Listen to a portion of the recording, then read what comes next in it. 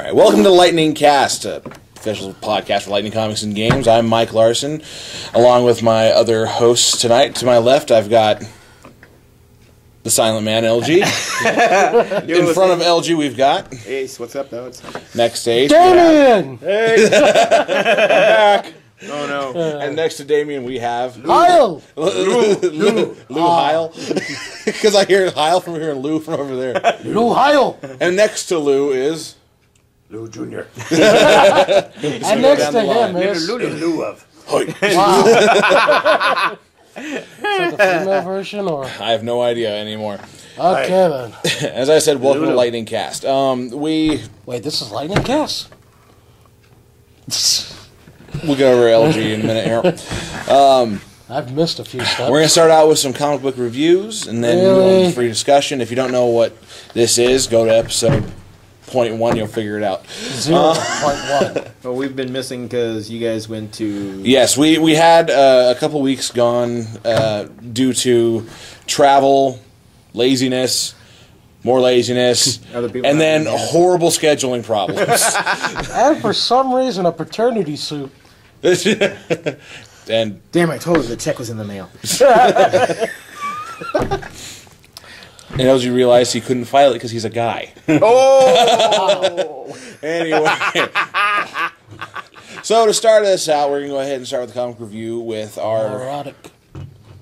I just thought I'd stop everything. You know what? Go ahead and start us out, LG. You volunteered. The most serious comic review we're going to have today. Well, I was hoping to go last because my review was not going to be serious at all. What's that sound? Me stealing your thunder. Shut up and do it. Okay. So, LG found a book that's very interesting. It has magic, friendship, and for some reason, people of all colors. Like rainbow colors and psychedelic colors. And their horses, too. It's My Little Pony. Friendship is magic. The United I have Ponies no of idea Benetton. what... Oh, it's a number one. It's a number one, and it says Cook Price, $3.99. Well, then. Huh. Everyone You're look. supposed to cook it before you pay for it? Or just passing it around. You get the juicy story out. Those are the artists. Well, good for them. Yep. Well, that's really... Anyway, so what's this book about before you start getting fascinated by anything else that's on the cover? The fact that let's there's so see. much color, it looks like Walt Disney threw up. Apparently, Oh, apparently this entire book is like combining Invasion of the Body Snatchers, Shaun of the Dead, and take every other classic, B-horror movie, and just do it with ponies and one dragon. So, I didn't even finish it. But it starts off with the main characters noticing every... God, I hated the way they say this. Noticing the way every pony is acting all weird, strange, like they're not themselves. They find out they've all been hypnotized. Well, they think they're all hypnotized. When really they found out they've been kidnapped and replaced by these things called changelings, which are pretty much take a pony, combine it with a fly. That was the chair. I was adjusting my legs. And so. you get these things called the changelings. So they've been pony zest. That sounded so wrong. It did. I'm a little concerned now. So anyways. Sorry, I'm just killing everything around here. Oh my god. Quit moving! So anyways, the main characters find out where all the kidnapped ponies are being kept. They rush in there. Someone says, let's kick some flank. Oh my god. And an epic battle ensues. Party cannon was used. Unicorns fire magic, and they won. Yay! And then it turns out they have to go to this... Actually, they skipped that whole part. Okay, then. It ends where they have to... God, there's something in my eye.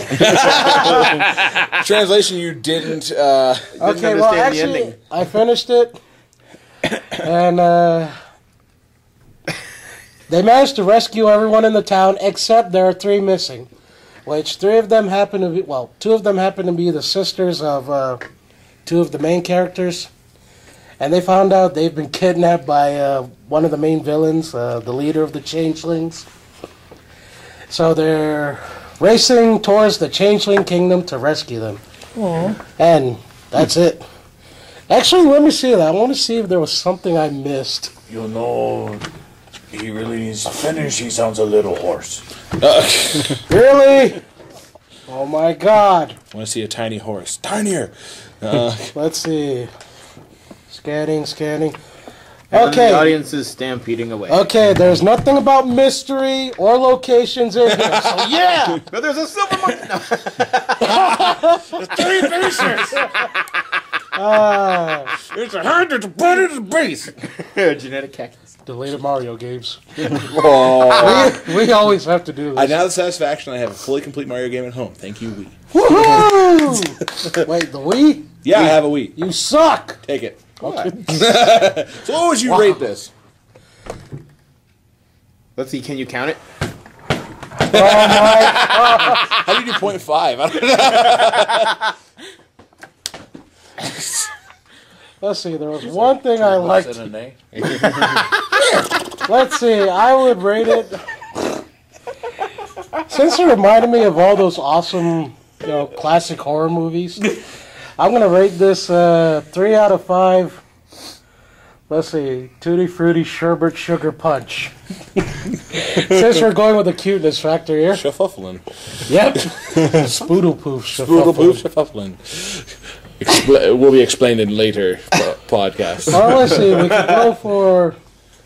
we could go for something that sounds a little more adult rated. Super sticky double bubble gum gummy cake.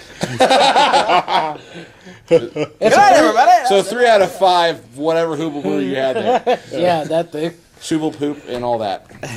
Well, so that was My Little Pony number 1. I still say that. So, okay, you've show's done about Strawberry lesbian horses. Shortcake, you've done My Little Pony. There's So a what's huge... next for you? SpongeBob? Maybe Winnie the Pooh. We had Deadpool, and Yeah, do we still have any copies of Deadpool? I don't No. think so. Yeah, I think they're all sold out. My goodness. I want to destroy it. Seriously, I'm just Just glad like there the was Roger nothing Corman about Fantastic mystery. Four. Let's burn that thing. So, Ellis, who are you going to pass this on to? God, I don't like any either one of you. One of these things is not like the other. We'll just go in full circle. Ace. Oh, boy. Well, all right. Well, I was the big boy this week. I read 3. Three titles and 3 titles. and 10 minutes. Let's see who you got. All right. First one was Uncanny Avengers number 2. I was going to do that one. This I'm sorry. I didn't know. One thing the cover just makes you want to buy it. It's hypnotic. Goes, you want to buy me, buy me, buy me. If you Clock remember is the ticking. last time, this is after the whole Avengers versus X-Men fallout. Professor X is dead, killed by Cyclops. But no.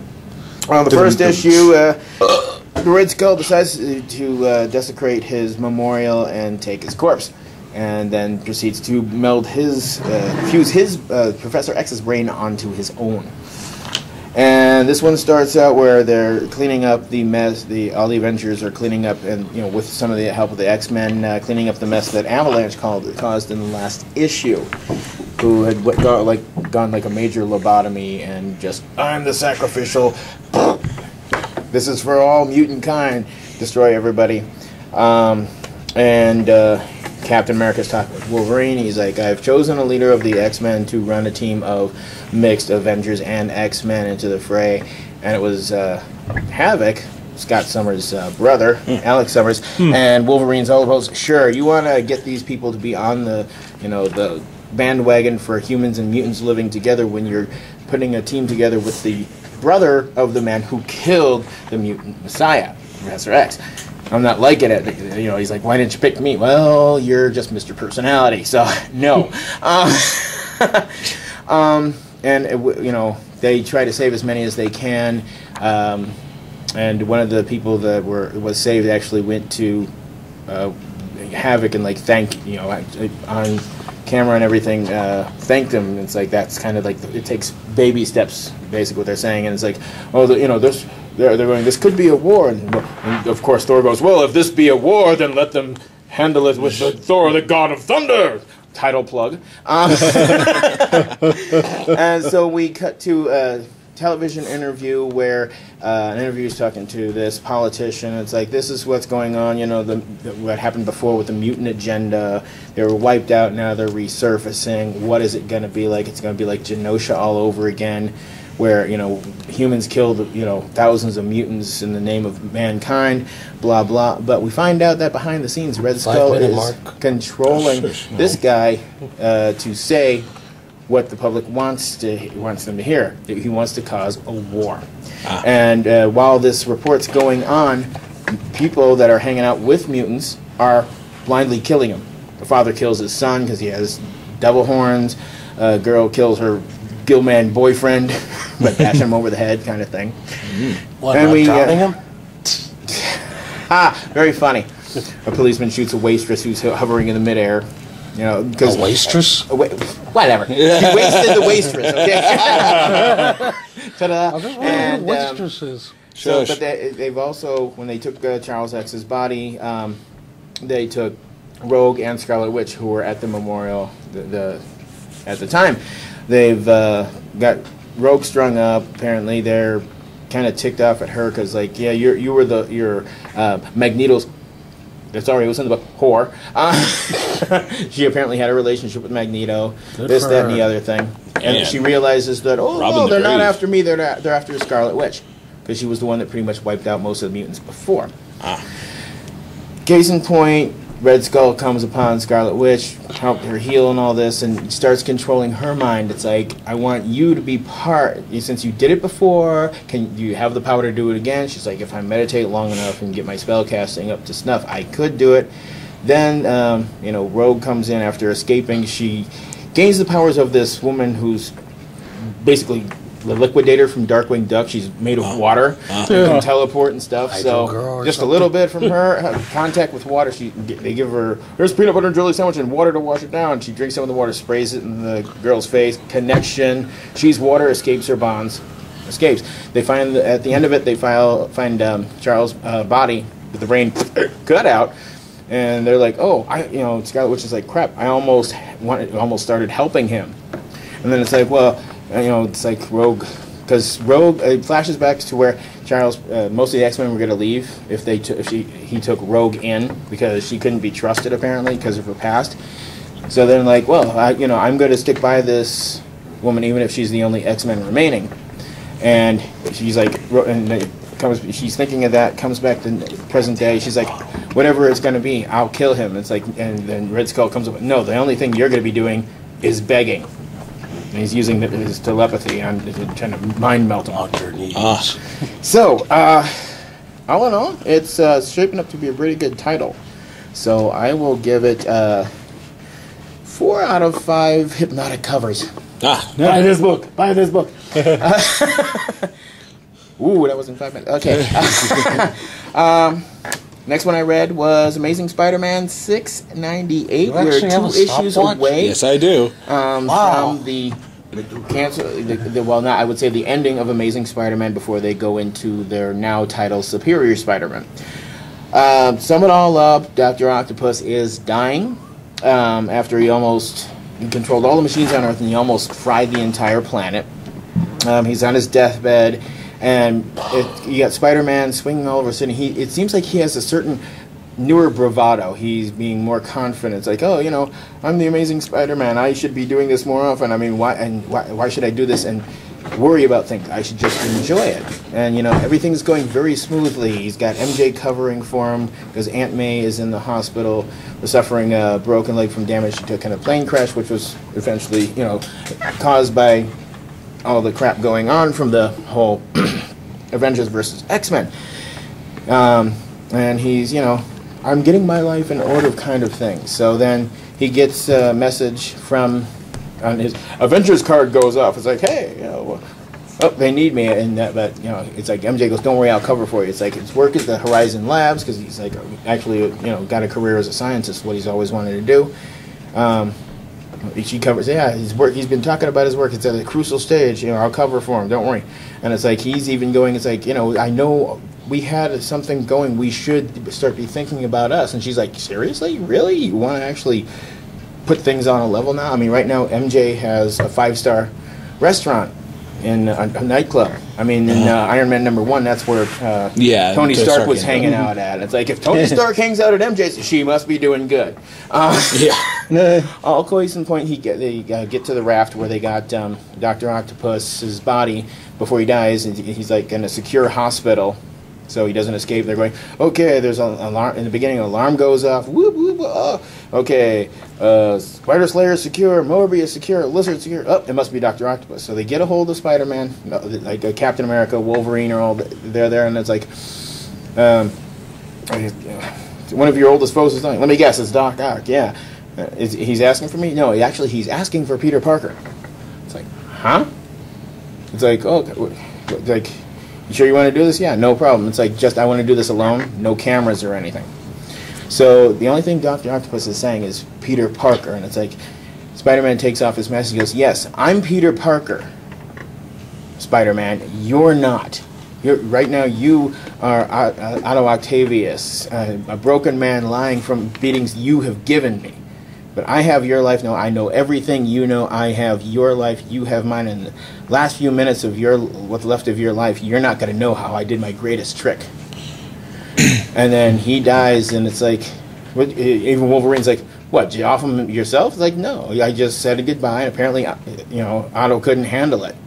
And at the end of it, it's like, so you going to be okay with this? Yeah, I'm finally getting my life in order, kind of thing. So it's like Dr. Octopus kind of mixed minds, traded minds with Peter Parker and put him in his decaying body. That was his last act before he supposedly died, but it's going to be interesting the last 2 issues to see how Doc Ock takes his role as Spider-Man for a little while, and if that's going to transcend into Superior Spider-Man. When I first read it, I kind of glazed through it. Okay, don't worry, it's gonna. The last one's going to be real quick because it's. I glazed through it and then I reread it, and it blew my mind the fact that it's like it transcended mine. So I will give it 5 out of 5. I had my own spider sense blown out of the water. Last book in a minute. Boom. And real quick. This is Tarot Witch of the Black Rose, number 77, part 3 of the Dark Spiral. All basically is, it all centers around Raven Hex, Tarot's sister. She's in the Fey realm, but she's thinking to herself of how society is not only treating women because of the size of their cojones, but, they even make it worse. It's worse on her because she's a witch, and the stereotypes. That's Tarot's sister? Yes. I really don't see the... Hold on. Now I see the resemblance. She decided to become a darker side of the magic realm. She's more of a dark witch than anything else. So, the fact that society only looks at women as sex objects and treats them like crap. She goes into the Fey realm to gather her ingredients. She does it skyclad, where it's like, I did what I could. I dressed up for society. They still gave me crap because I'm a woman and I'm a witch. She runs into a goat man in the Dark Fey realm. There's a lot of those in this book. Yes. And he's like, so it's the infamous Raven Hex. Let's see if your legend is true. And so he challenges her to a magic duel. He conjures frogs. He binds her with snakes. She destroys all of them. It's like, oh, really? You think you going? What's next? Balloon animals? Ipso facto, they have a huge war. It's like a magician's duel and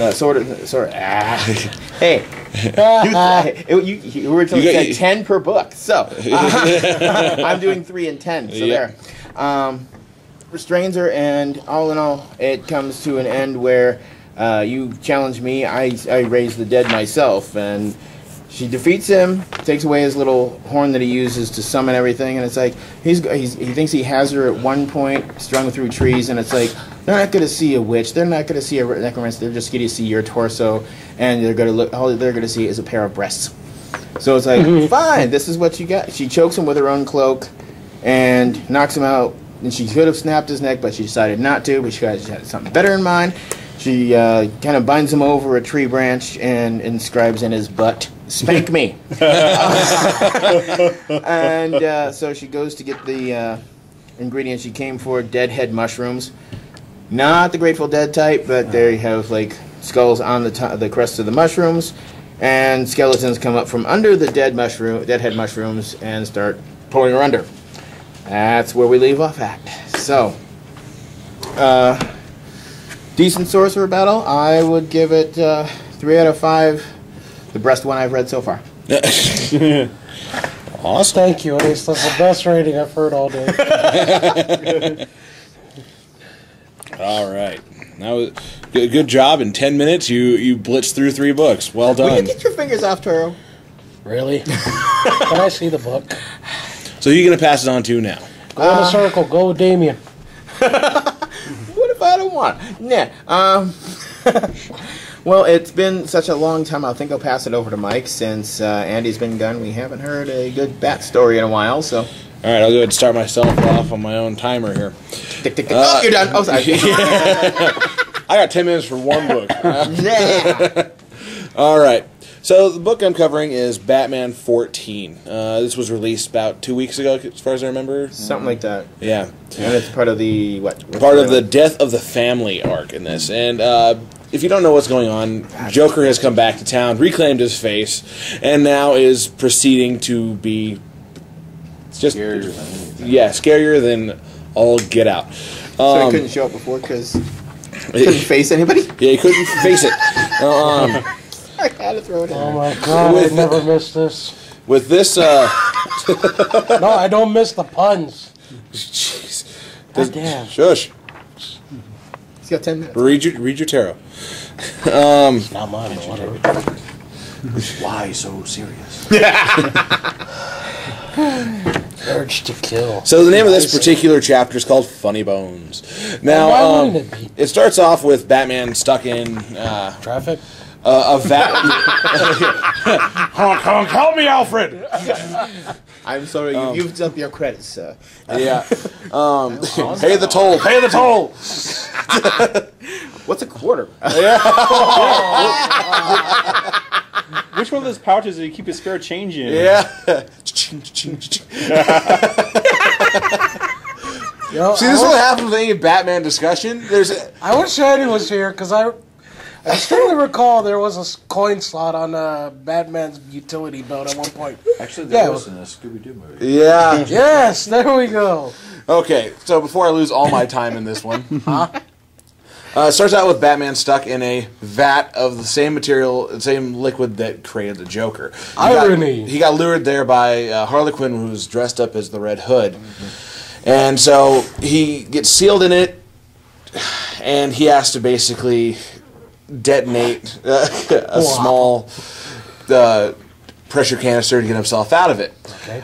Now, this is one of those weird instances where you don't ever see the Batsuit get damaged, really, very often. In this one, he gets out of the tank, and he's trying to do a sensor sweep, and the suit's basically saying, he's like, no, I'm done.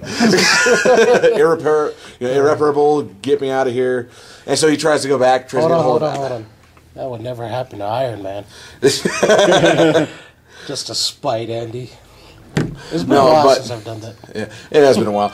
But, so, with, as he's making his way back, he's trying to contact Alfred, and getting no reply back. He gets there, he finds a tape at Wayne Manor, puts it in, and it's the Joker basically saying, "Hey, Mr. Wayne, I've got your prize butler."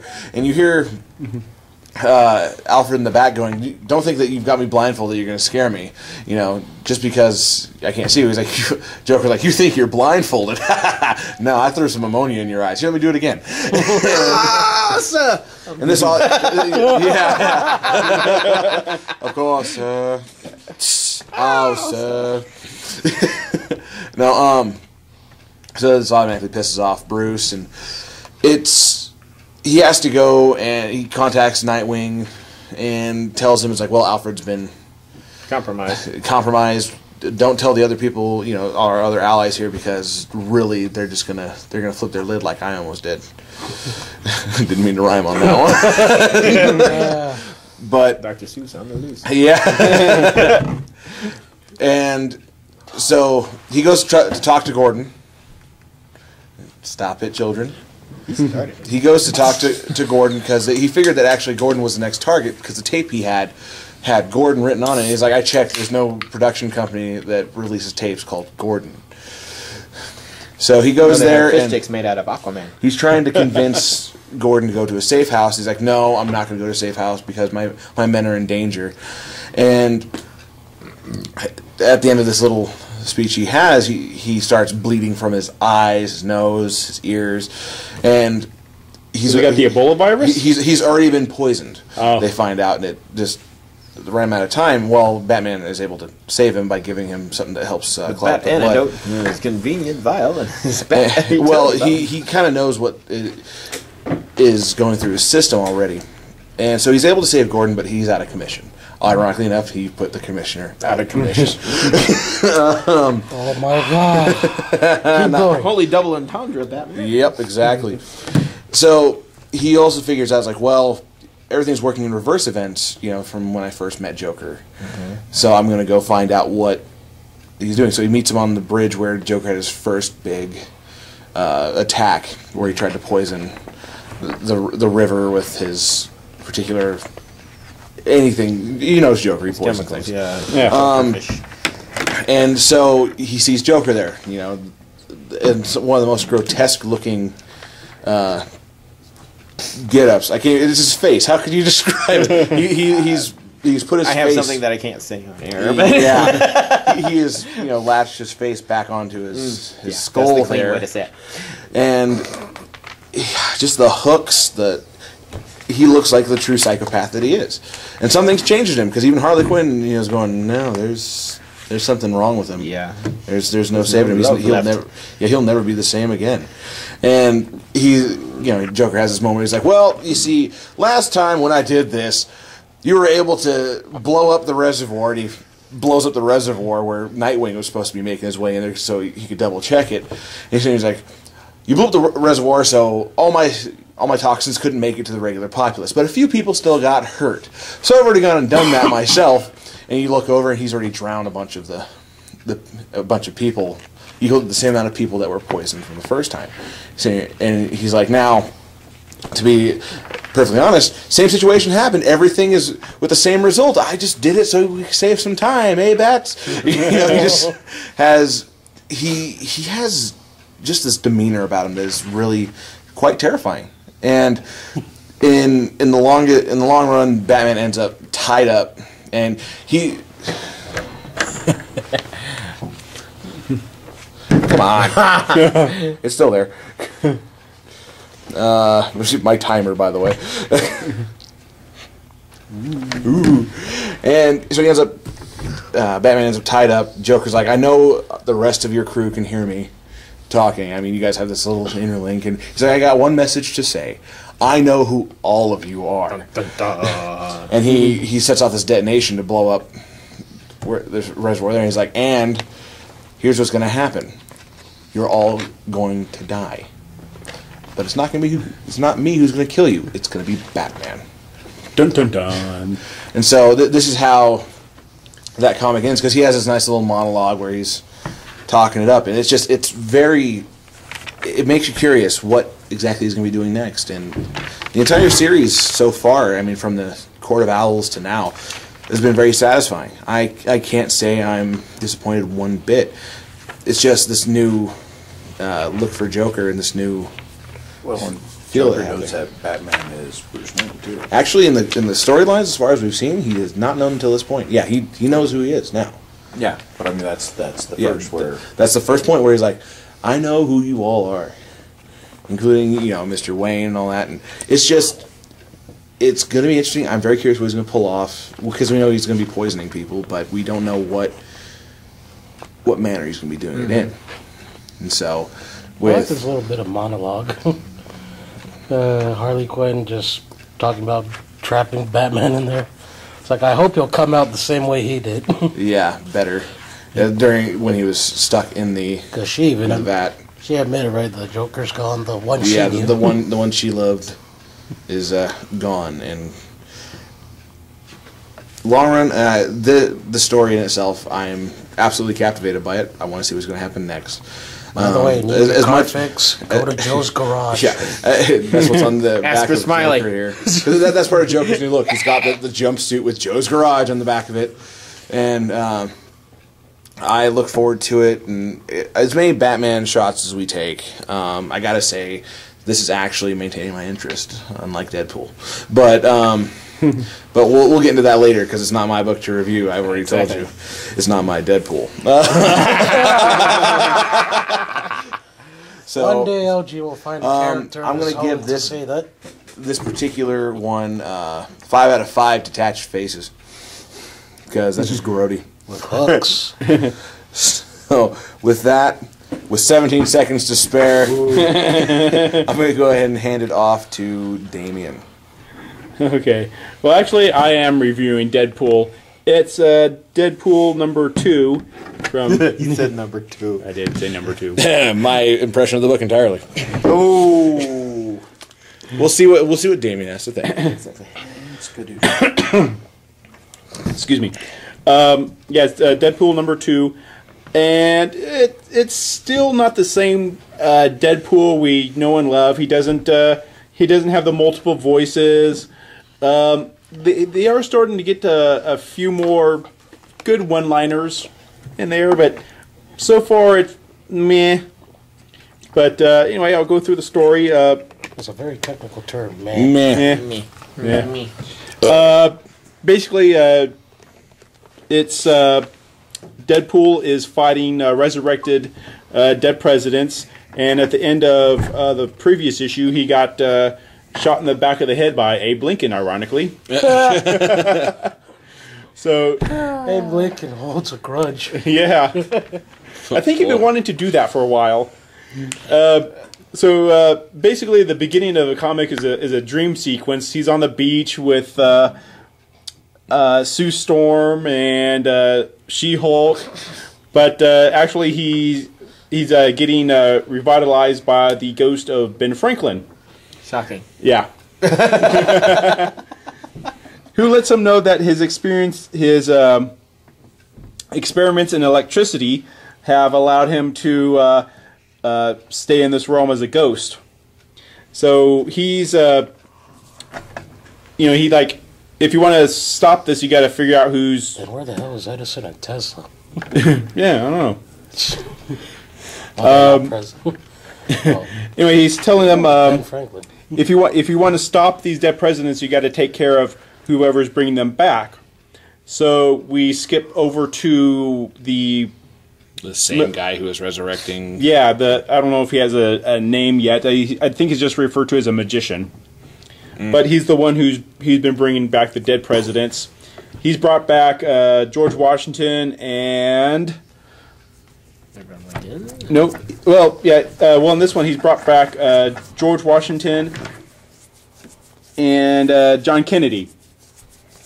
So Washington basically wants them to raise an army for him to lead. So they're at like a veterans memorial cemetery, and basically they make him resurrect all the old soldiers. We skip to Deadpool, who's contacting S.H.I.E.L.D. to let them know what's up, and we get the first pretty good one-liner because he asked the agent at S.H.I.E.L.D. like, "Is Lucas going to sue me for talking to a blue ghost named Ben?" So, Well, they're both owned by Disney now. Marvel. Yeah. Star Oh, Wars. God. yeah. Yeah. Lucas has About no that. stake in that. Yeah. It's even that bad. It's already an outdated joke in this. It just got released. Slowly but surely, Disney will encompass the world. Mm-hmm. Don So- your ears and bow. So basically, and then Oh boy! so then S.H.I.E.L.D. lets him know that Hello, Mickey. FDR is going on a rampage at the Los Angeles Zoo. Oh God. Oh yeah. Wait, FDR, Yep. not Theodore. I'm sorry. Yeah, you're right. It it's is Teddy Theodore. Roosevelt. Bully. Yeah, Yeah, it FDR was the last That time. makes more sense. That he would be going on a rampage at a zoo. is- yeah. You're right. It is Teddy Roosevelt. He's going on a rampage at a zoo. And he killed a bear. Yep. He kills a bear. Let's see. Looks like he's about to shoot some alpacas and camels. Why is he green? Huh? Because he's a ghost. Dead. I thought they were blue. They're resurrected. Leave them alone. Yeah. Whatever. It's not their fault for the skin color. Racist. God, they're really combining everything. You know, you got blue, green ghosts. If there's a red one, I'm gonna. And then there's one that's purple. So Deadpool comes in to stop Teddy Roosevelt, who basically slaps him across the zoo, where he proceeds to get gored by an elephant. Oh, jeez.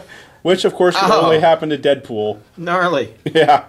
That explains all the animals on the front cover. Yeah. That's just This is the second book I've seen. Deadpool. Oh, Yeah, this is the second time I've seen his intestines in a comic. Yeah. In a row, too. I mean... Did they show his in Deadpool number one. kills No, I think Marvel in the first universe? one, wasn't it that Godzilla monster's testicles? Intestines? No, it was actually his intestines because he had he just shoves intestines back in. In this one, more intestines. Testicles. Yeah, I was going to say that too. I can't talk Combine them so Okay, they serve one function. let's keep moving with Coming and the going. gored Deadpool. Yeah. So, where was I? Oh, yeah. Deadpool's gored by an elephant. Testicle. Yeah. Sorry. The ghost of Ben Franklin reminds him that these ghosts are basically electricity. So he rips out the power cable to a nearby electric fence and basically deep fries the ghost of Teddy Roosevelt as well as the elephant. Oh, gosh. Yeah. Elephant's good meat. Yeah. Well, there's nothing really left at that. Yeah. So afterwards, being Deadpool is making fun of the situation, and we get our second Star Wars reference, where he mentions that, and I thought they smelled bad on the outside. Oh my god. Oh God. Reminds me of the old Fire the how to creators. catch an elephant joke, but I'm not going to say it. So they realize they need some help, so they're the last bit of the comic, they're in Manhattan. I'm not going to ruin it for you, but let's just say he goes to the home of a strange doctor. And we actually, really? yeah, and we actually get a Ghostbusters reference. What? Yeah, he's like, hi, I've got the problems with ghosts, but I don't know who to call. Tara, which is the Black from Rose? those one-liners, my opinion still stands. But how about you, Damien? What do you think? Well, I miss the way he talked to himself. Yeah. Like the multiple personalities. I really Hot like. Pocket. Yeah. Hot Pockets are good. That's what I really liked about the previous series, but I do like, I gotta admit, I was liking some of the one-liners. Well, because they're Star Wars. Well, okay. Touche. I give you that point, though. I can understand why. So it's going to be like... So, but it's my still kind of meh to me, so I'm only going to give it 3 being gored by elephants out of 5. Well, you don't have to force it out. I hate this show. The worst he part could've is stopped- he what I could've just stopped. did, and then you just... And I am going to turn this over to Matt. Hi. He could have stopped the elephant from charging. All he had to do was take away his credit card. Matt, it's now your 9 minutes and 55 seconds. I did not miss this. Don't worry, we'll make this up pretty well in free discussion. But Yeah, I'm thinking so. I read a about to whole curve. slew of comics in the last couple of weeks. I was going through the stuff for today, and I really don't care to do any of them. So I'm going to do what I read last week, which was the excuse me, the Indestructible Hulk #1. Indestructible. Indestructible Hulk. Yes. It's Now- pretty cool. Do they Why give not? any of the backstory, or is it... Basically, it has the lead person of S.H.I.E.L.D. I can't think of her name right now because Maria Hill. Yeah, Maria Hill. Fury's not in it right this time, and Bottom part right she's trying to find the Hulk. She can't. She's having issues with it. He's just kind of disappeared. And then, while she's sitting in a diner trying to go through all this, he shows right up. Banner is right there and says, "Hey, I got a deal that I want to make you. We got to talk." And as they're going through all this, he's specifically saying that, I'm one of the smartest men in this world, in humanity, and the last time I got into trouble, I had to be bailed out by Tony Stark. And I mean, it irritates him. And so he's like, I used to think of this as a disease. I used to think it's something I could cure. I need to change my thinking and go at it a different way. Treat this as something that's incurable and make it, me be in charge of it. Well, be in charge of it rather than let it control me. Mm-hmm. And he's like, so here's the deal.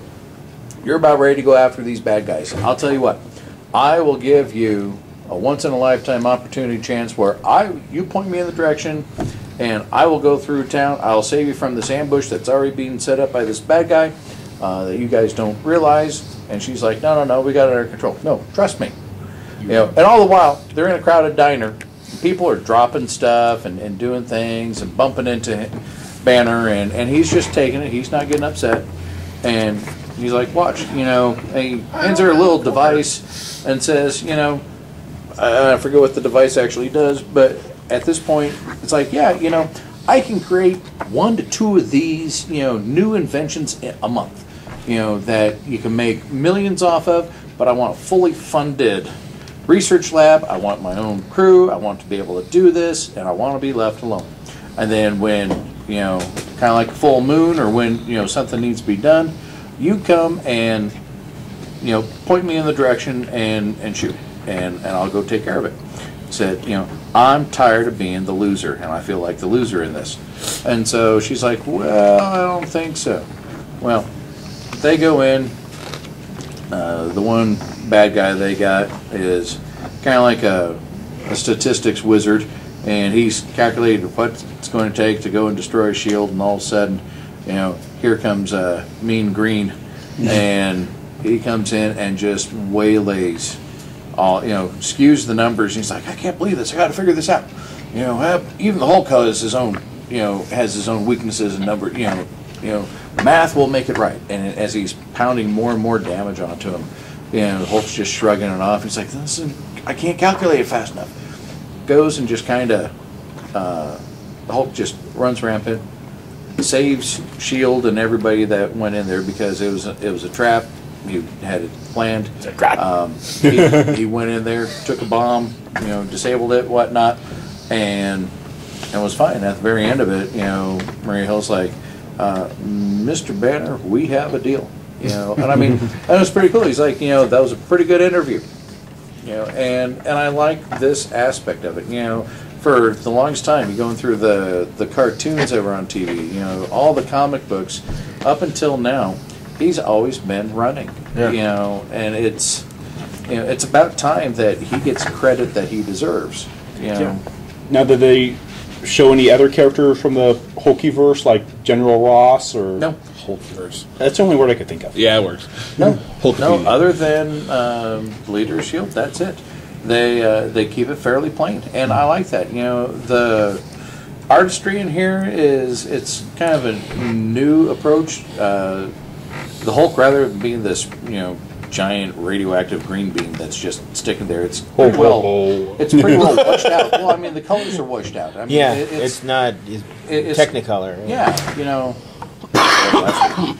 and so it's cool. I mean, they're emphasizing the Hulk by being one of the crew, one of the regular players, rather than be by himself. And so he goes in, and they're all together. It's not like a spotlight smack dab on him. He's the one that goes and saves it all. And I mean, this might wind up being the same way that the ages-old Image comic Supreme was, where you pretty much you threw somebody that couldn't be stopped by anything, and he fought every god and guardian that there was, and still came out supreme. This might wind up running that way, but I don't think so. I think they're off to a good start with it, and I look forward to picking up some of the other issues. And for me, I am not much of a Hulk fan to begin with. You know, I'm more of an X-Men. The first Iron Man. You know, so out of all the comics, I read about 20 comics last week and some this week. Out of all the comics, the Batman has really got me interested, occupied, and along with the Indestructible Hulk, you know, I'm really pleased with those. The X-Men titles I've felt for a while have been lacking somewhat, and these two are big redeemers in my eyes. So I will give it 4.5 Bruce Banners, you know, out of 5, because you know I think it did really good. Now there's some things that that could have been done a little bit better, but that's just my own personal feelings. Yeah, you know, but it's I mean, a number for, one. but for a storyline and for what they've lined up and how they've done it, I like the premise of it. I think it does well. Cool. Good. Speed Racer. All done. I have comic too. Lou, you shut up. Kung Fu Panda number 5. Oh yeah, there were Kung Fu Panda comics. Yes, they were. And they can stay over there. All right. So we got another 45 minutes to chat and all that. So we're moving on to general discussion. Anyone want to bring up anything in particular? Well, last weekend I finally had the time to watch Abraham Lincoln Vampire Hunter. Oh. Yeah, and as you know, growing up as a kid, you know, when you're in school, there is some presidents that you go, hey, you know, he was pretty cool. I always thought, you know, Lincoln was a decent president. Now I know why. The stuff they didn't tell you in the history books. That isn't true. The stuff that someone made up. You know, like he said in the movie, it's like the history will remember the war. They'll remember the blood. They won't, you know, they'll remember him for what he did. That, you know, united the nation, not necessarily what he did to keep the nation united, which was slaying vampires. Brief summary, as a kid, he stands up against people being abusive to slaves at that point, and his mother was killed in the middle of the night by a vampire, who happened to be the guy who his father and mother worked for. And it's like, well, you know, because you defended a slave, well, you know what, there's other ways to get my payment, because, you know, the debt you're working off. Yeah. And so he kills his mom, and then when he grows into a teenager, he's at a tavern, he's going to get liquored up, and he runs into a gentleman, Henry Sturgis, who goes, well, a young man getting that liquored up is either trying to kiss a girl or kill a man. And he kind of gives him a bump, and the pistol drops to the floor. Oh, okay. He's going to go kill a man. And is this guy actually based off a real life person? Or is it I think there really was an Abraham Lincoln. Yeah. No, I'm talking about the Henry Sturgis. Yeah, I think there was Henry Sturgis in history, but he wasn't. Long story short, he trains Lincoln to kill vampires. You're going to kill somebody who can't be killed. So okay, you go off Lincoln was half shot. Lincoln was the blade of guy his in the head, no less. 4-7 shink. Like I'm trying to say, Lincoln was the blade of his era, and Henry Sturgis was, what was his name again? The one who taught Blade. There we go. Chris Christopherson. Yeah. No. And you know, he goes, well, you know, you need to learn how to better shoot with a firearm. And he's sitting there showing all kinds of these weapons. Like, well, you got the single shot, or if that's not enough, here you got the 12-shot shotgun. I mean, I've never seen like 12 barrels on a shotgun. And he's like, well, I was a rail splitter, so I'm pretty damn good with an axe. So he teaches him how to wield an axe, and he's doing all these ninja moves. Lincoln the Barbarian, and it's like there's a tree with one arm. Yes, and it's like he kind of tells him that what I want you to do, that's one of the tests, is to chop this tree with one strike. And he uses his what he hates so much as the focus. You got to take that hate and focus it to strike true. A lot of granted there was a lot of CGI effects, but there was a lot of excellent friggin' battle sequences. He's pursuing the vampire who killed his mom on horseback. Now, and this is during the daytime. But you go, it's like, even my wife, when she saw it, she's like, how are they, aren't they going to burn up in the daylight? No, remember the sign? And when he met Harry Sturgis, he put on sunblock. Vampires use sunblock. Because we find out, They had that back then? towards the middle of the film, that the guy who trained him was actually a vampire himself. Killed by the main one, named Adam, played by Rufus Sewell. Who he's called Adam because he's the one that makes them all. Yeah. And so he bites Henry and lets him watch his fiancée or wife get killed. It's like, yeah, you're one of my children. And then he goes to kill Adam, but he can't because a vampire cannot kill another vampire. So that's why he hires Lincoln. He goes, it's like, I'm going to point you in the direction. When I say go, you go. And he taught him all the ways, and there's so many historical references. They've got the Underground Railroad in it, and is it actually a railroad? No. Okay, good. No. I was going to say, like, if they work off that, there I'm going to be very there's pissed. the railroad, and it goes through Lincoln's life when he meets Mary Todd? Yeah, Mary Todd. Gets away. Harriet Tubman? Yes. Oh. Yes. And Jemima? See, now you're forcing issues No, of it's color. fine. I mean, the worst that we got is Jemima's Witnesses. Y'all want some pancakes? No, thank you. Family Guy joke. You know, the So it slides right by. He of course gets the job at the general store where he earns his room by working for the guy because he fired the last guy for stealing from him.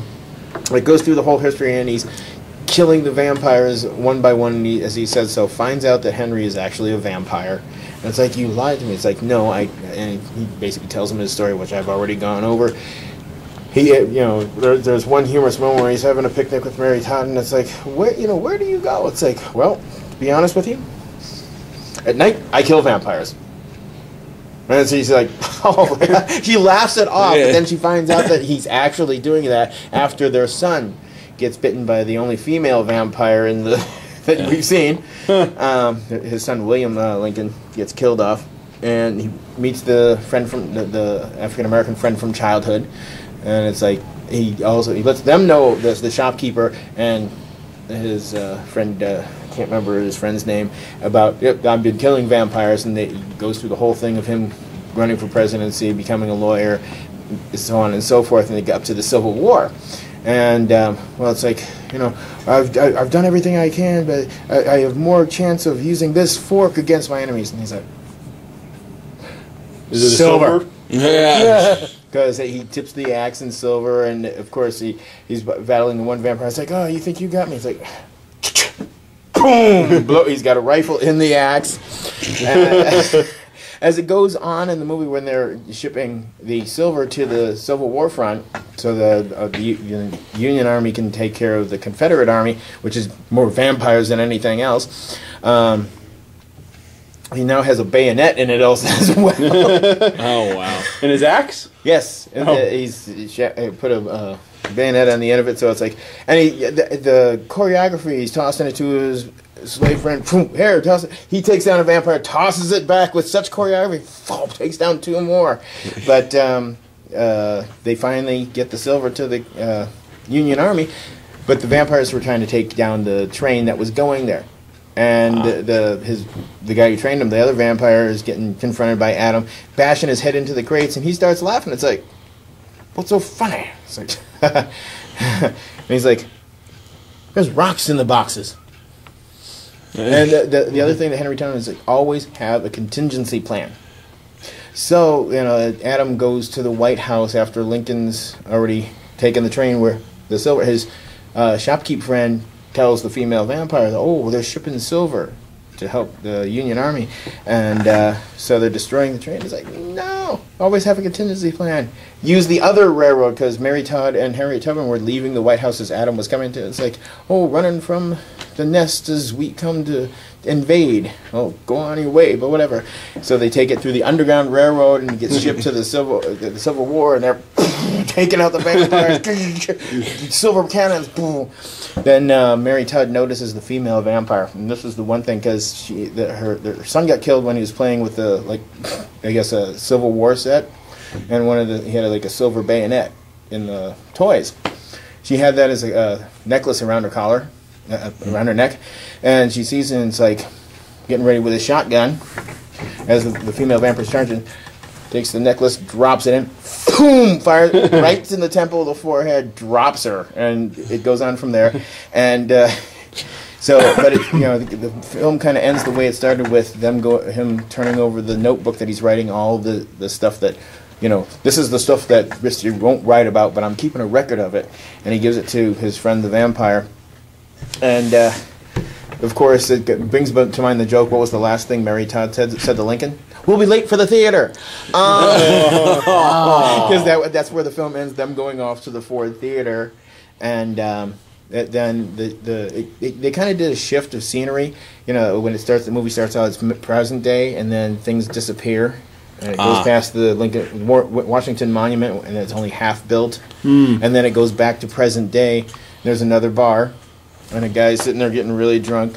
Henry's sitting next to him. And he goes, well, young men like yourself, you're either going to kiss a girl or shoot a guy. Boom! Another gun drops to the floor, so he's going to assassinate somebody or something. So the whole cycle starts all over again. All in all, I thought it was really, despite different views of reviews, I thought it was really well done. And after Abe died, he got resurrected in Deadpool. Shot. It's his revenge. Shoots somebody else in the head for a change. It's like, hey, now how do you like it? I have bets with the Deadpool thing. They're going to have jokes about the vampire hunter in that. But I'd give that 5 out of 5 kick-ass Lincoln weapons. What is the silver axe, bayonet, gun, whatever you want to call it. I had heard some mixed reviews about it as well. I know Andy was all for it because he read the book. Because we had the book in here for all of 2 weeks, I think it was. Yeah, and I think we had like 2 copies, and they sold. Yeah, we got 2 copies, and then it just gone, evaporated into smoke, and as most vampires do. Not like your Twilight vampires. Look, disco ball, boom, sparkly. Oh goodness. We'll have George Washington Vampire Slayer, and that's the reason why he has wooden teeth. No. Kind of in graphic novels, though, we have had and sold them out as well. Pinocchio Vampire Slayer. Yeah. There's somebody who would never run out of steaks. Yeah. I'm not wearing women's underwear. I know where Geppetto's buried. I always don't pay know. my taxes. I do not know where Geppetto's body's buried. Wow. I mean, there have been some strange titles that have come and gone in comics. There was one, Jesus Hates Zombies and Lincoln Hates Werewolves.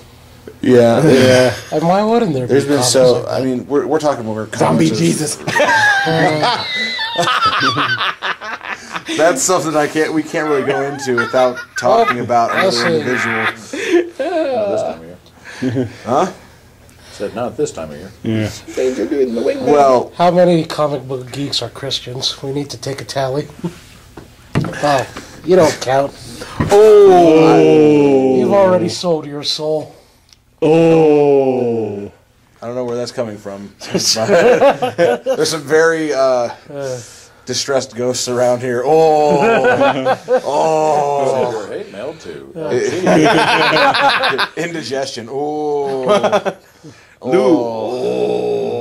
it going, Lou? Oh, God.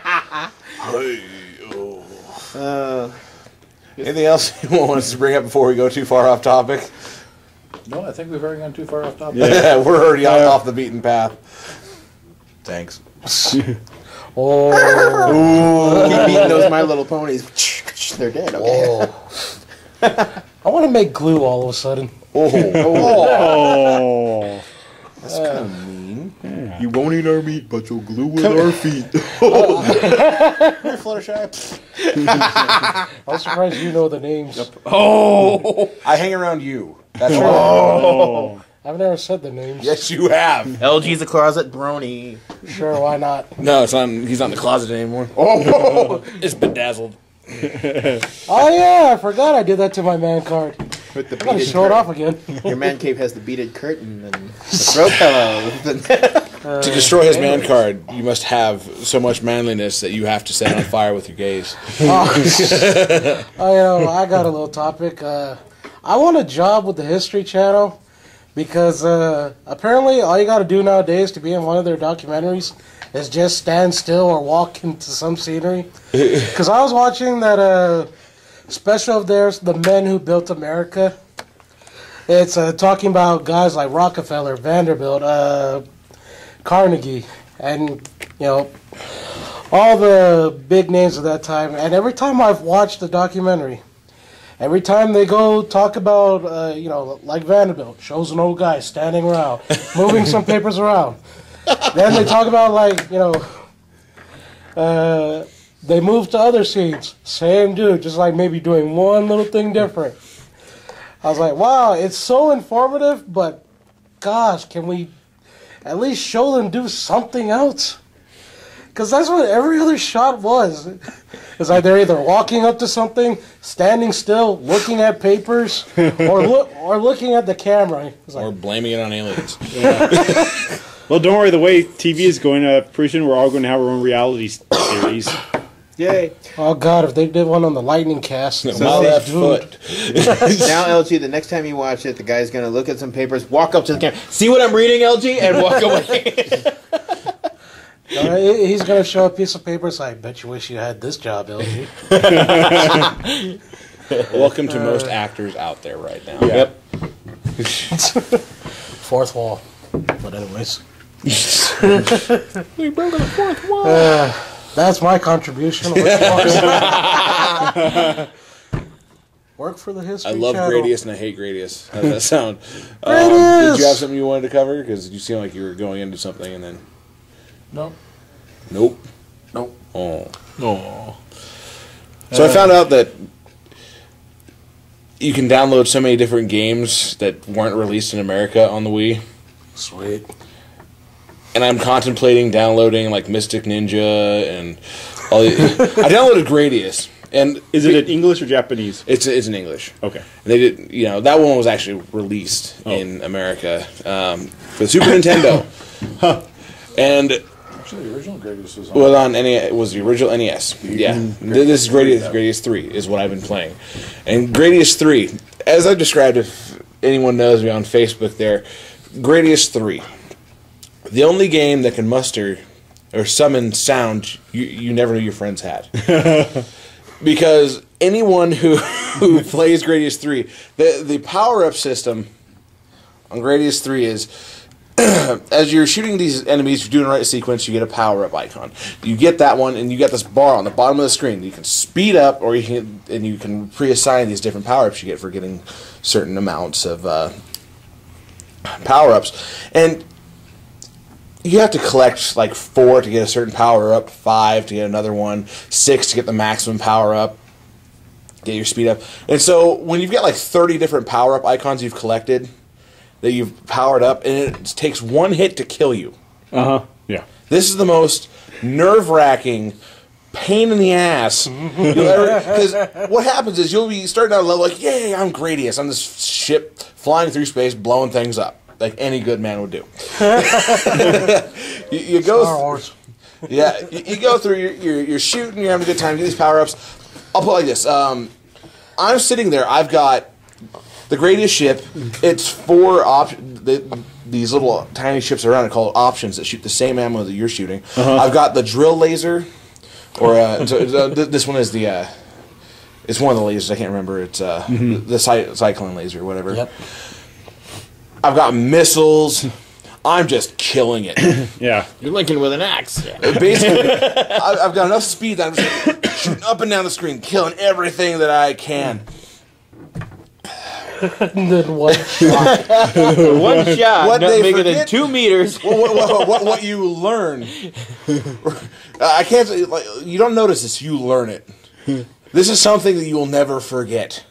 After you get all these wonderful All these power-ups. power-ups don't include a force field. There are ways you can get force fields, though. Oh. You have to be smart enough to use them. Ah. My first time I got hit, I was not smart enough.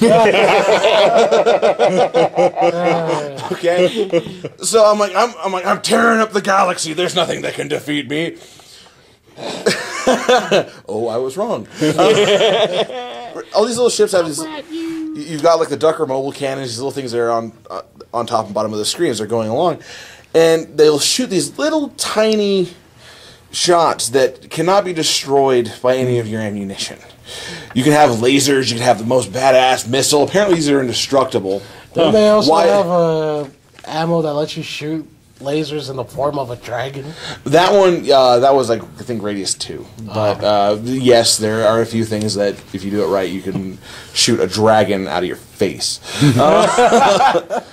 No, so why they didn't make the ships out of this ammunition that's apparently indestructible, I have no idea. The ship. I'm coming down for an assault. I'm, like I said, I'm gung ho. I'm going to take down everything. I'm right before the boss. Coming at you, big I'm core. zooming in and then.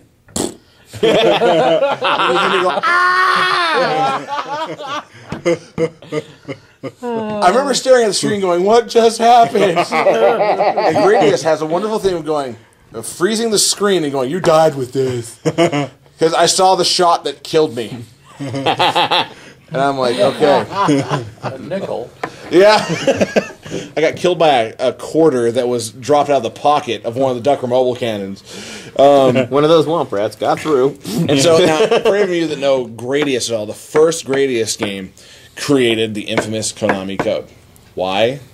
You might ask. Because the guy who created the game sucked at video games. He literally put the code in so he could test it. And it's up, up, down, down, left, right, B, A, start. Oh, okay. That is what it is. And he would unlock all the power-ups, so he could... Yes. Yeah, in the original NES, which I can download the original Gradius on Wii, Sweet. which I'm probably going to do tonight. Are you supposed to be able Code to do the code? included? You can still be able to do the code. The thing is, for Gradius 3, I give a high five to the programmers here that have set the most elaborate trap I've seen in my life. The Duckers? No, not the Duckers. No, this is their trap exists in your own mind. And you don't know this until you've downloaded Gradius 3. We decided, I'm going to see if the Konami code works. It's Gradius. It has to. It's a tradition. Through the ages passed on from the Mayans to now, they've had the Konami code. By the way, we're 19 days off from that whole Mayan thing, so here's hoping. So I'm like, up, up, down, down, left, right, B-A, start. The ship explodes. Now, I'm playing this with my friend Andrew. And he's like, well, we got to test this out ourselves. And, so I start up, I hit start, and boom! And he just, his eyes go wide, mine go wide, and then we start laughing like a bunch of stoners. It's the funniest thing because I'm at the beginning of the level. I'm like, I had to have done something wrong. Second life comes up, boom! Nope! I just remember thinking, you clever bastard. Apparently, by Gradius 3, that's the self-destruct code. It is the self-destruct code. The way you input the code now is you up, down, up, down, left trigger, right trigger, right trigger, BA, start, and it'll give you your power-ups. With the code that you put in that blows things up, which I'll admit I've trapped Andrew a few times with this one. Because he'll go to the bathroom and I'll go walk over to the controller, up, down, and he'll come back and hit start and boom. Oh my god! It's the best party joke ever. If you're It's like, playing hey, you Gradius. died. My turn. That's awesome. I forgot how addicting Gradius can be because if you die in a level, they don't throw you back to the beginning of the level. No, they're not that kind. They're not that happy to do that for you. They're like, oh, don't worry, you can start from here anyway. No, they throw you back at a checkpoint in the level that's either in the middle, where you have access to maybe 1 or 2 power-up icons total. And this is why I hate the programmers for this point. There's a point where I got killed right before the boss. Mm-hmm. So I was like, okay, that's fine. Throw me back a little bit. And so you see these two ships that you blow them up, you get power icons. So I've got the powers to speed up or get missiles. I'm going to take speed. Oh, God. Now, here's what you learn is that you have to become the MacGyver of the Gradius world to kill these bosses at times. Because you get these two things, you get the power up, you have to learn how to duck, dodge, you have to basically dodgeball. Yeah. You have to know how to fly around things. Someone's making a shot. There's a level where Andrew was watching me play. It's versus the solar flare dragon in this, and it's a two-headed dragon, and it's coming around. And apparently, I've got, as he said, I'm trying to put it in proper terms without sounding gross. I've got cojones of steel. Because what happens is this dragon will go in circles. Mm-hmm. And he'll come around. Well, what happens is, like, Andrew will play against it, and he's like, oh, I can't get it. Well, as this dragon's coming in, I just suck right into the circle, and so it can't hit me with any of its shots. Uh-huh. And I've got the option shooting. I'm like, and he's like, I wouldn't even got close to that because you kill one head and it switches attack tactics and starts circling. So I got in the middle and I basically cheated my way around it. Actually, that was one of the ways to do it way back when. Yeah, and it was just for me. It was the old Kobayashi Maru. Yeah. You cheated death. I expect that in Star Trek to happen. You know, the captain test playing Gradius, just going along. No, and what happens is the game will lag a few times. Like with the original Super NES, it wasn't designed to lag. You'd get occasional lag, but this one when you're playing on the Wii, it will lag. And I'm like, thank you for lag, because it slows down to the points I can actually, like, okay, I can dodge here, I can go into there. I had maybe a centimeter's worth of space, and I went right over one of these dragons in the first level, and Andrew's just, and my brother's fiance just, and I'm like, I pulled the Larson's, like, stoic face. If something bad is going on, and I'm not calm, and I'm extremely calm, that means something's going to happen. or at least I have some kind of control. The best example I have of that is we were driving. Mike was the one driving. We come to a stoplight, you know. We hit a patch of ice. I've got him next to me in the passenger seat. I've got our friend Al behind us. And I've hit the brakes. Okay, I've applied these properly, as like anyone else. My tire's like, no. Me and the ice have a disagreement. We don't want to see each other. So I'm going along, and there's this other vehicle going into turn, and Al is a very subtle guy. He taps me on the shoulder. Hey, buddy. There's a guy trying to turn into the lane. Hey, Mike. And then I kick him, Mike, and I'm just absolutely stone quiet. Well, these guys start. These guys are like, Mike! And they start going off. I don't remember screaming that loud. That was Al. You were just, nah. And that will always I regret nothing. And then all I do, because my foot is, you know, I'm fairly certain we're going to be okay. But I've hit the brake and I just look at them just as calm as I can, hands up. I'm like, it's out of my hands. It's out of my hands, guys. And then it finally just, because we hit a dry spot, and just, that's how I am in those situations. I'm like, something's going to happen. If it's out of my control, it's out of my control. Sorry, guys. I think the next best part was pretty much we're going down a hill when it's covered in ice, and somehow the car tilts. Well, okay, so we come up to the street. We're it was almost like we drifted. Yeah, we're in Spokane. I went to go pick him up because we were going to go to the mall because we were just going to chill. And this is just when there's a nice sheet of ice been laid down. One of my cousins was with us. One of his cousins was with us. It seems like it has to be required. There has to be one person next to me and one person behind me for this to happen. So I'm driving away from his house. There's a nice hill that goes down out of his place, and I had used a back way to get up there. And I'm driving along, like, oh, it's a good day, wonderful. And I look over, there's kids playing on the hill. I wave at the kids, they wave back at me, and I'm like, they're all hey, sliding. Yeah, they're having a good time. I'm like, oh, there's kids playing on the hill. There's kids playing on the hill. This is when the mind goes, why are they playing on the hill? They aren't going to do it if it's dry gravel. There's ice. And so we're going down. My vehicle's like, not a good plan there, buddy, but let's do it. So I've hit the brake. I'm going down, so I turn toward the curb. My tire hits the curb and puts us right, so we're at the stop sign. And so the stop sign is right next to us here. I am parallel with the street I'm trying to get on. Yep. So I just have to drive around the stop sign. I didn't go off the street or anything like that. Well, later that night, we're coming back around. So someone's like... his cousin, we're dropping him off somewhere. We're going somewhere. I can't remember. We're coming down the way. I used the back way this time. Yeah.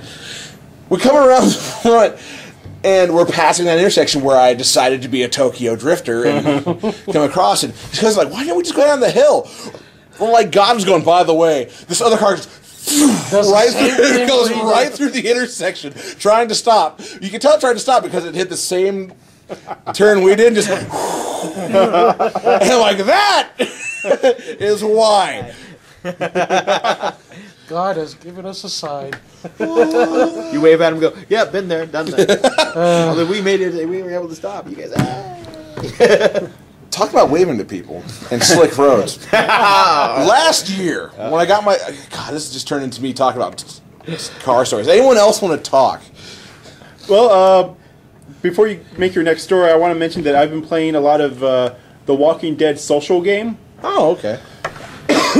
Excuse me, which is actually... He's got the virus. Yeah. Which is actually pretty fun because It's actually bacteria.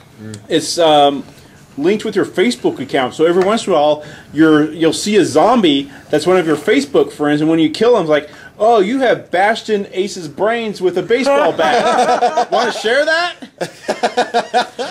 I haven't seen anything pop up yet. It's like next time if I see it, I was like, yeah, I'm gonna get you, Damien. Your Star Wars Samuel L. Jackson ass is mine. We got one of those alerts from one of our club members who's a friend with us on Facebook. We got an alert series like because it's Lightning Comics that we're working off of. Yeah.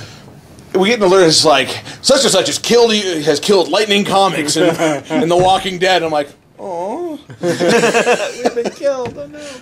Wonder how that looks. Just what's his name? Lightning Comics. Yeah. But it does follow the TV show somewhat. Because they've been advertising that on the actual show itself. Yeah, on the actual show. Kill your friends. Because right now I'm at the very beginning of chapter 1, which is you're in it. What? No, I was mad. What'd you do? It's out of my hands. Yeah. So anyway, right now I'm at about halfway through chapter 1, and you're in the camp outside of Atlanta. So and then they do have missions that follow episodes of the TV show. So it's a pretty fun game. Yeah, I've heard some good things. Man, The Walking Dead, the series, actually is really catching up pretty well. I've liked it so far. I still like the comics a bit better, but the TV series is doing enough to keep your attention and all that. Because the episode where you got... Sorry. We got gassed. We got Rick trying to deal with the death of his... Wife. I don't really call her a wife anymore. She's technically not. She's dead. Yeah. But and he's getting these phone calls over and over again. And You hear the voices of old characters. the voice of these old characters, and it's like, how did you know this? How did you know that? And at the end, he just realizes it's him coming to grips that these people have died. And Well, they say something that actually lasted a lot longer in the comics, right? Did it really happen in the comics? in the comics where he has a hard time with it, yeah, it did last longer, but he didn't do the whole phone thing as far as I remember. He He did go insane, though, right? for a little bit. Well, how would you not? I mean, Just go You- through you're- the entire prison. you're- I'm going to kill every single walker in here. Your wife dies in childbirth, and your son has to put a cap on her head. So, you know, Got a busted cap. I imagine. I'm from California, Every time so- someone says busted a cap, I think of those really crappy old cap guns. Yeah. Where you get the ring of explosives and you just. You wouldn't even like put it in the gun. You just find a way to rock. blow it up otherwise and blow it. You know. but that the one- reminds me of but the one episode that I was like, really, it was the last episode of I think season 1 where they're trying to escape the CDC, and they're trying to break the glass, which is like actually like some like hella strong glass. bulletproof. Yeah, and I can't remember who it was, but she goes, "Oh, I just remembered. I've got this hand grenade in my purse." How do you forget you're You have carrying a hand grenade. No, it was when City's Rick overrun first with came to hawkers. There's been no, sales at the department store, so she didn't need to use it. Okay, well, Women it was going to battle. when Rick first came to the camp. He had a grenade on him, and she was one of those in charge of doing the laundry. And Yeah. she pretty much found it and set it aside. Yeah, but I mean, like, Okay, here's a tip for anyone who's out there who's in a zombie apocalypse and is stuck in a building with bulletproof glass. There's actually a weakness in bulletproof glass. It's at where it connects with the structure. Okay? Do not be the dumb guy who's like, there's glass right there. Attack the center of it. No, attack the sides and peel it out. It's not that hard to do. okay. Well, now that we've given murderers and killers, Next time on Mike's Tips to Escape Escapable Problems. That'd be a hell of a segment. When you're stuck in a box, chained to Harry Houdini, just let him do his trick. So, anyways, avoiding the IRS. Don't. They will find you. Just say, I forgot. They are legion. They never forget. They're like Hydra. You kill one, two more show up, and you're done. But Let's anyways, find 2 more.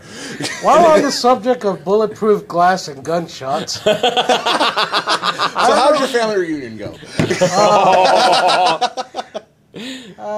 ironically, we buried my uncle that same day. Oh. Oh. Not really. Yeah, we know. He just wanted to bring it down. But I remember in 3rd grade, and it's kind of like a whole Christmas story, so since it's December. You had a Daisy Red Rider. Bulletproof glass and Christmas Day.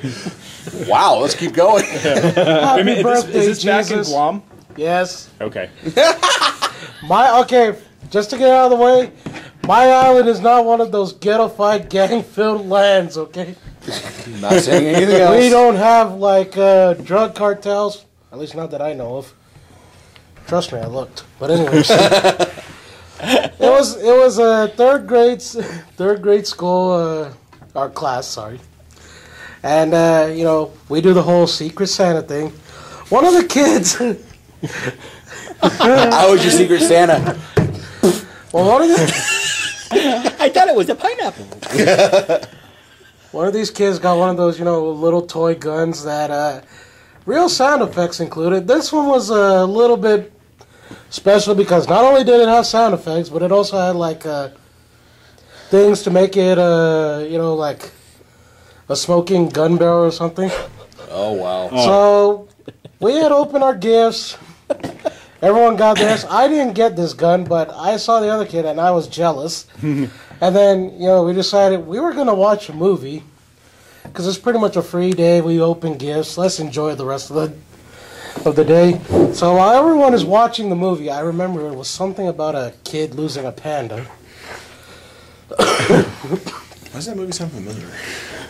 I don't know, but there was a lot of talk. There was The Amazing Panda Adventure or something like that? No, it's something like that, whatever. Born to be Wild or something like that. Born free. I'll So find out. anyways, class distracted. I went back, found the gun.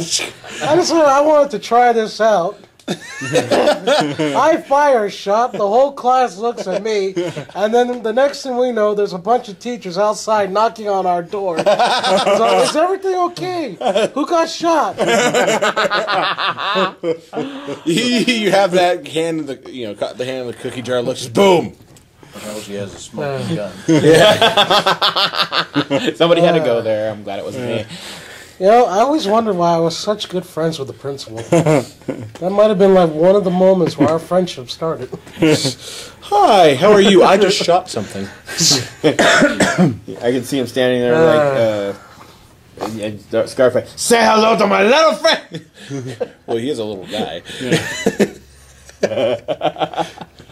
Okay. Yeah, you've changed. I let myself go. Speaking of little guys, the things that parents do to teach their older kids not to mess with their younger kids. It's like, don't pick on them. They will remember something someday and get back at you for it. Rubber snakes. Logan has already started. Logan is the young one, and Vincent's the elder one. And my wife, who works at Walmart, got these huge boxes so they can have forts. One of the first days they got their forts, and they're all having a good old time. Vincent went to his fort. Logan noticed. And I don't know, I just turned and I saw Logan running towards the boxes, both hands out, full speed, boom! Knocks over his house with Vinny in it, landed on top of him. I'm like, you okay? Yeah, I'm fine. I'm okay. And I told you, revenge works. I don't know what you did that he remembered, but guess what? That was what I did to my brother. And I'm just seeing Logan just like, if Logan wants to go somewhere, Vinny's there, he'll just go move him out of the way physically. It's like, yeah, he's gonna be taller than you, dude. Watch out. But it's fun. It's like teaching your kids. It's like, yeah, okay. So just so we're agreed, this was a general discussion, right? Yes. Okay, then. We had Christmas stories, childhood revenge, Gradius. someone shooting a gun in a classroom. It's out of my hands. We're coming up to the 5-minute mark because quite a summary of this. Quite a Childhood revenge. kind of a We're festive feel to the month of December, isn't it? We're definitely back, aren't we? Oh, we're back. With a vengeance and guns in third grade and Guns and Gradius and Deadpool. Oh my! There's the title: Guns and Gradius. Deadpool. Oh my! Yep, that's going to be the title. Awesome. So in the last 5 minutes here, anyone else got anything they want to cover? I know Matt's a little dazed over there. He's had a long weekend. Matt is not here right now. Please leave a message. Hi. Please leave a message after the hi. Anything coming up new for Yu-Gi-Oh? We won't really see new release until after the new year. Like most of the games, they usually peter out right before the end of the year. God forbid we have anything new for Christmas. Well, we did get something for World of Warcraft. Yeah, the holiday tin. Yeah. Shameless plug. Got the Shameless holiday plug. boxes as well. Huh? Said Magic got the holiday boxes as well. That's right. Yeah. Yu-Gi-Oh's like, you don't need to have no holiday. Yeah. We're from Same thing Japan. with Pokemon. It's like, Do a simple, You get nothing. do a simple quiz. Which is more familiar, Jesus Christ or Santa? Just thought I'd throw that out there. Which sounds more familiar? It's Santa. Jesus Christ as Santa. well, that's actually the other thing. Like the kids, getting, Logan, he started walking at 1, and it's like, so now we're training him, don't touch the tree, because we've got the tree and the ornaments up. So he's like, but for the longest time, because we have one of those fiber optic trees where you play. My wife, Fiber optic. yeah, fiber. So you can see through it to the transfer. No. You just plug it in. Look, all the colors. And, my wife could not find the thing to make the lights go, so I had to sit there and go, all right, fine, let me get all the strings out, put the strings, and I actually got a phone call. I found it. It's like, what? Oh, where was it? Oh, in one of the boxes in the basement I didn't look at. But, they're actually starting to get into the whole concept of Christmas, because like Vince's like, where's my presents? It's like, I told you not until Santa brings them, you got to be good. And he's like, Where the hell is that fat bastard? no, he's not getting that point. But those were my first words. In my repertoire of cosplay, I have a Santa suit, And that's when Santa has too many beans. That one surprised me. But the That's fun how it thing, goes back up the chimney. the fun thing, I mean, Logan is just mesmerized by it all. He's wow is one of his first words. Wow. Yeah, you can deal with that one. But like I said, in my cosplay, I have a Santa Claus outfit.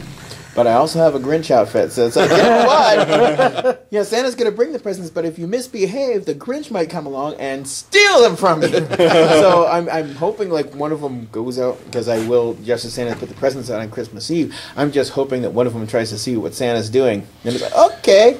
Then if they wake up again, oh, here comes the Grinch, and all the presents are gone. What the heck happened? That's the little fun things dads On the get note to do. of stealing presents from children, We are the we're lightning gonna cast. take the lightning cast from you. Well, look at Santa. Okay, he comes into your house once a year, breaks in. Okay, breaking and entering for one thing, and he pays you back by giving you stuff. What the heck, you know? Thanks for letting me in. It's like, yeah, I'm missing my liver. Yeah. It's all that milk and cookies. It's like, Low yeah, fat milk. why did I get cold? Well, it's not actually coal. It's from all those years of. Never mind. Nobody has that coal. Nobody ever actually knows what reindeer poop looks like. Yeah.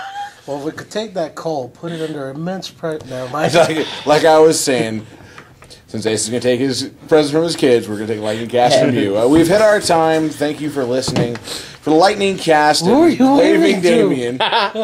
It's like nodding. It's like nodding to the speaker in a drive-through. Like they can't see you, dude. Was that number 5? You're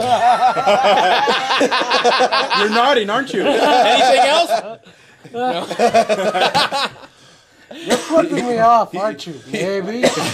He can wave to whoever he wants. It's okay, leaving. For Lightning Cast, I'm Mike. I'm LG. I'm Ace. I'm Damien. I'm Lou. And Lou too. he killed Lou Jr. Lu2 D2. It had to be said. Hopefully you had a good time. Share. Hopefully. Subscribe. It's like out of our us. hands. Yeah. We are mean people. I'm gonna fire off a gun in a third. So, like I said, share, like, subscribe. Have a good one, and hopefully Don't file you'll for return for the next harassment. one. Happy holidays. Bye-bye. No, he's got